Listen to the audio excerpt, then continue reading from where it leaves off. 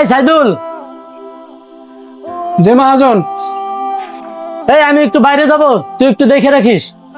আচ্ছা।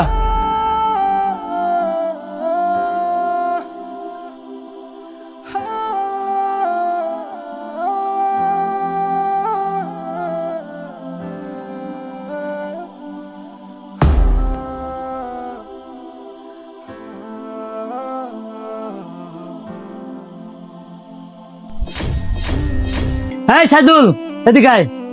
জি মহাজন, আসতেছি।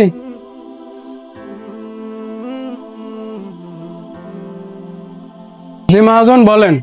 একটু আগে যে টাকাগুলো রাখছি, টাকাগুলো কই? আমি জানি না মহাজন, সত্যি আমি জানি না। তোর আগের থেকে আমার সন্দেহ হয়েছে যে তুই এরকম ধরনের কাজ করবি। তুই বাইরে এখন বাইরে আয়।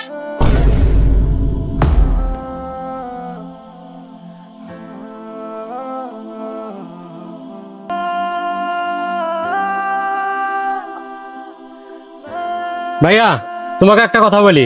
তোমাকে না বলে তোমার ক্যাশ থেকে টাকা নিয়ে গেছিলাম। বাবা খুব অসুস্থ ছিল, যার কারণে তোমাকে বলার সময় পাইনি। টাকাগুলো আমি নিয়ে গেছিলাম, কিছু মনে করো না ভাই।